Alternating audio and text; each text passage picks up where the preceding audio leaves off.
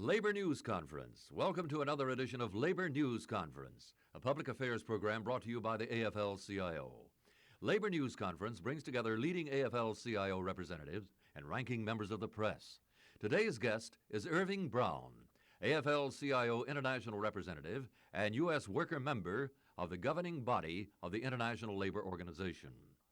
The United States has been an active ILO participant since the tripartite body was established as part of the League of Nations following World War I to advance the rights and interests of workers throughout the world. In recent years, the ILO has become increasingly politicized, a development that has led the AFL-CIO close to withdrawal from the organization. The 1976 ILO conference recently concluded.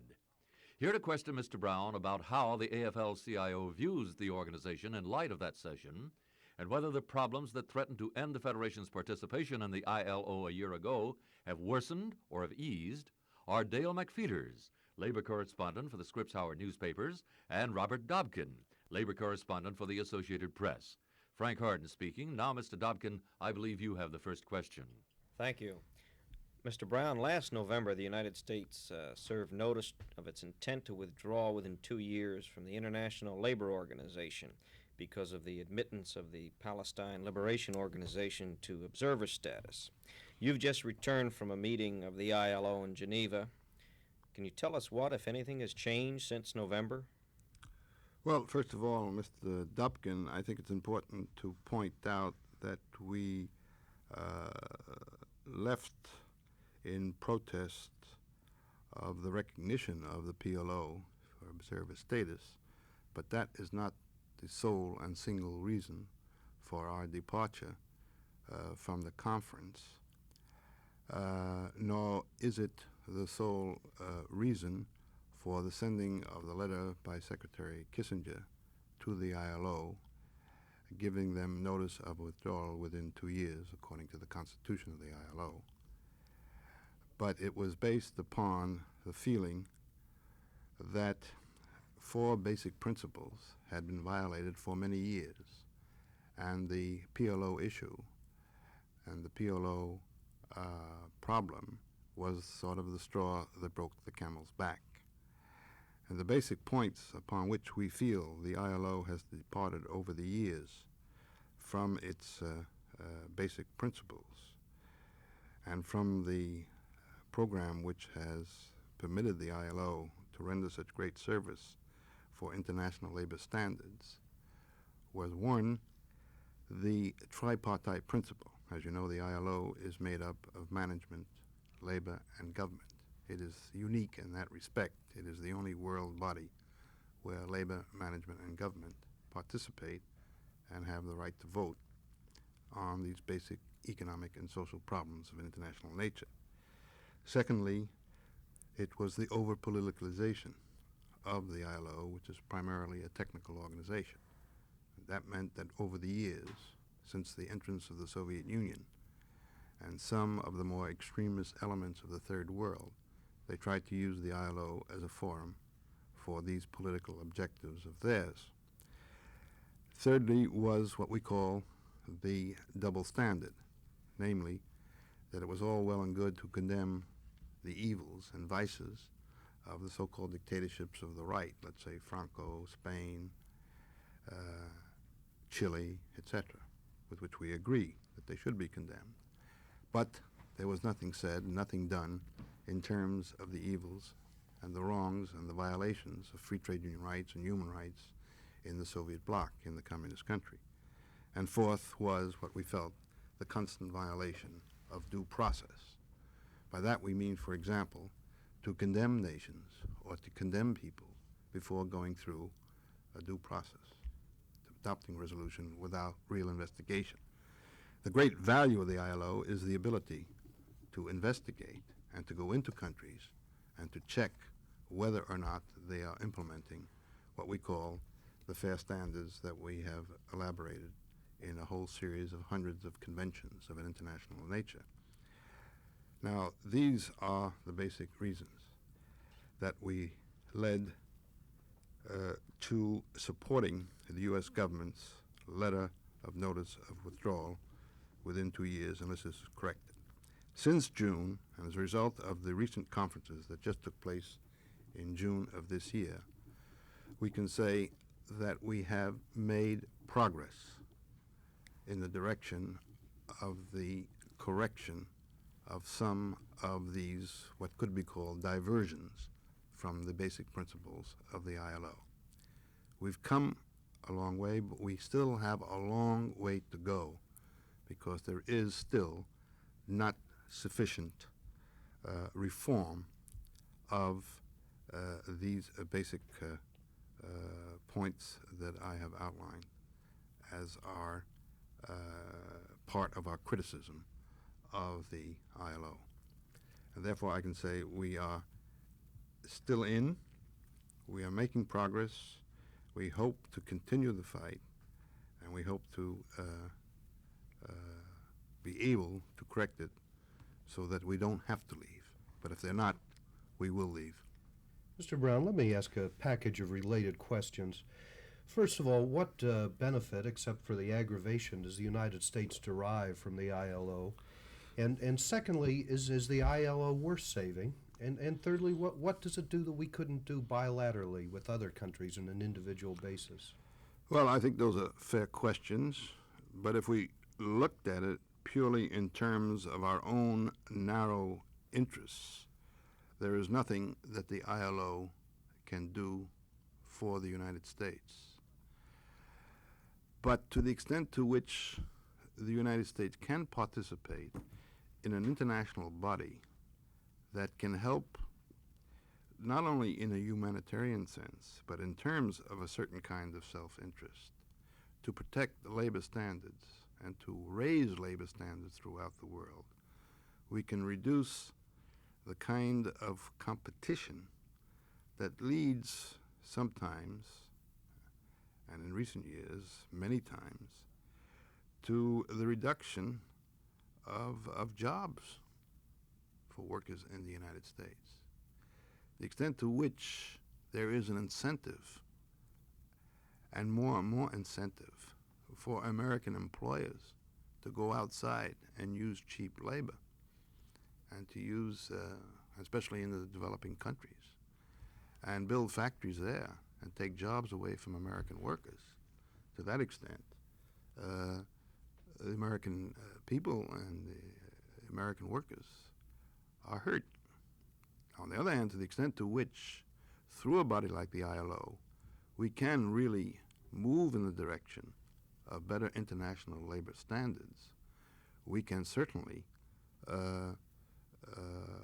not only help those people, not only create a better world market, a world economic situation, but also reduce the competition of an unfair nature between the U.S. economy and other economies throughout the world. So to that extent, we have an interest in seeing that the ILO can become a more effective organization to do these things. Now, it is true, it is far from what we would like to see.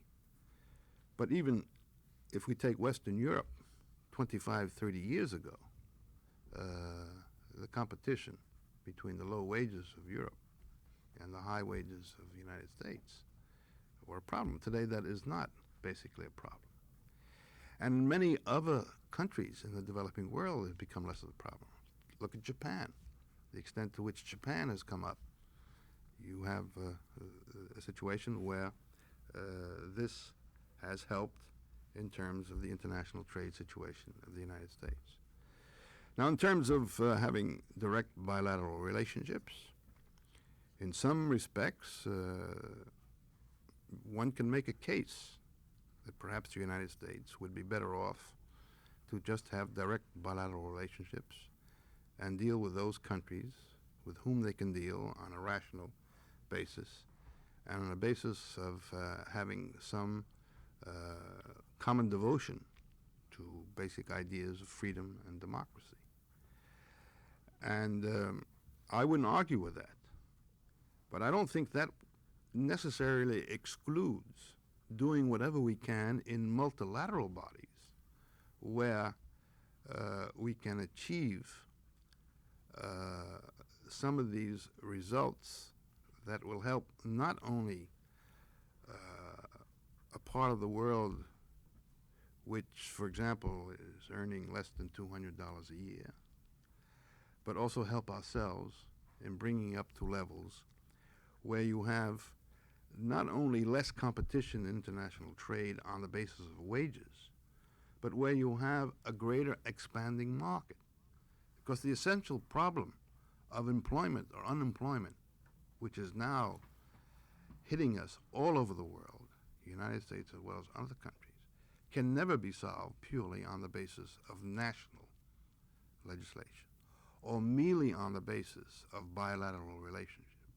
That unless you have a multinational, worldwide effort to expand the whole economy of the world, there is no solution for eventually reducing, in my opinion, the great percentage of unemployment not only in the United States, but in Western Europe.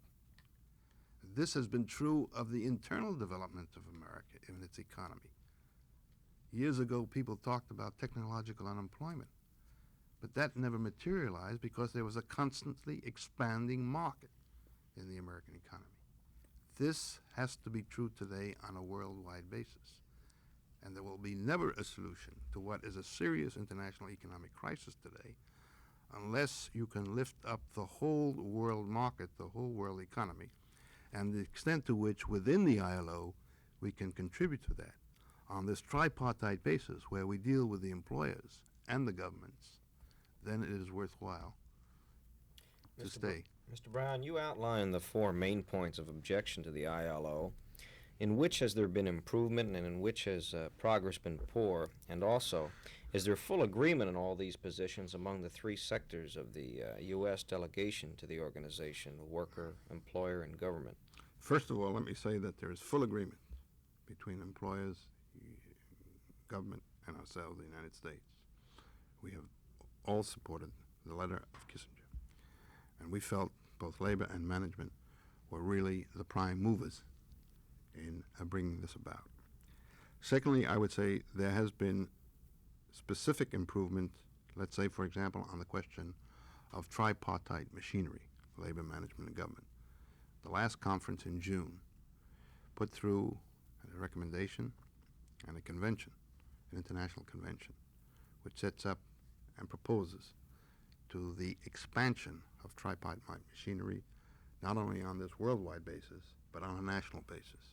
And this was adopted by the conference, even though the Soviet bloc opposed it, which was gratifying in terms of the reinforcement of this tripartite principle and the fact that the Soviets couldn't defeat it, which was rather a new departure from recent years. And also that the Third World was not just following the Soviets, which also reflects what we think is an improvement in the last year, that there is no such thing as a monolithic Third World. There are many good, positive, moderate, democratic elements, and many times they were with us on this question. Secondly, I think there was less politicalization this year. There was still a degree of it, especially in the employment conference. To some extent, you'll never eliminate complete politicalization. Sometimes the border between what is political and technical is very difficult. But we can say overall there was far less politicalization than for years. And to this extent, the effect of the letter of the United States was most important. Thirdly, I think we had, on the main, we're still not satisfied, adhered to what we call due process, respecting the legal procedures, the standing orders, and so forth. We think it was violated in a number of cases, but in the main, we made progress. And I think we also made some progress, small, in beginning to hit away at this double standards. In what is called the Committee on the Application, or what we call the implementation of international conventions and recommendations, which deal with sometimes human rights, liberties, and so forth. We hit not only, and this was accepted in the final report, not only at the countries like in Latin America or in certain third world countries, but also the Soviet Union was singled out for not implementing the Convention on Forced Labor, and that they hadn't satisfied. And we hope, not satisfied the demands of the ILO, and we hope that this is an opening to lead to an eventual commission of an inquiry on the fact that human rights and trade union rights, in spite of the fact that the Soviet Union has ratified the convention, are not really implemented. They're actually violated. We hope we can have a commission of inquiry as the ILO had on Chile. And fourth, we think that as a result of this, at least thin breakthrough on double standards, we can begin to rectify it. We don't want to be over-optimistic, but at least we've made a few steps in this direction, some progress. It's, as people say, one swallow doesn't make a spring, but it's a beginning. Mr. Brown, did you feel the progress made to date is sufficiently encouraging so that you believe at the end of our 2-year period we will stay in the ILO? That question I cannot answer now because we cannot say that the progress is sufficient enough at this stage of the game to make such a prediction. But if we can continue in this direction and continue what has been the emphasis on technical matters rather than political matters, then we have a real hope and possibility. Critics of the AFL-CIO have often said that the organization and its president, George Meany, are still fighting the Cold War and cite its position towards the ILO and other UN bodies as an example of this. How do you respond to that? Well, I would reverse it. I would say that the Soviets and the communist countries and some of their allies, like the Cubans and others, are fighting a Cold War. All you have to do is to look at what they say in these bodies. The attacks on us come from them. The attacks don't come from us. Unfortunately, we are not engaging in responding to them. We are responding now in the ILO. For a time, we had Mr. Moynihan in the UNN responding to their Cold War attacks. In other words, we're not carrying on a Cold War. We never started the Cold War. And therefore, and whatever that phrase Cold War means, I assume it means in the field of propaganda and using international bodies for propaganda purposes. We have never used it for propaganda purposes. Some people criticize us for not using it enough. But the real attacks in terms of Cold War and propaganda come from the enemies of freedom, come from the Soviet bloc. And they try to use these bodies. What we're trying to now to do is to prevent that, not to have Cold War. And therefore our criticism of the ILO is not that we're carrying on Cold War in the ILO. We are carrying on a war to prevent Cold War from continuing in the international bodies. Mr. Brown, why do you think the decision to withdraw from or submit the letter of withdrawal, intention to withdraw from the ILO was so politically popular in the United States? Well, because I think people in the United States, just as people in countries all over the world, especially in the free countries, are fed up with the fact that these bodies are being used for certain narrow political interests of a propaganda nature. Thank you, gentlemen. Today's Labor News Conference guest was Irving Brown, AFL-CIO International Representative and U.S. worker member of the governing body of the International Labor Organization. Representing the press were Robert Dobkin of the Associated Press and Dale McPheeters of the Scripps Howard newspapers. Frank Harden speaking, inviting you to listen again next week. Labor News Conference is a public affairs production of the AFL-CIO, produced in cooperation with the Mutual Broadcasting System.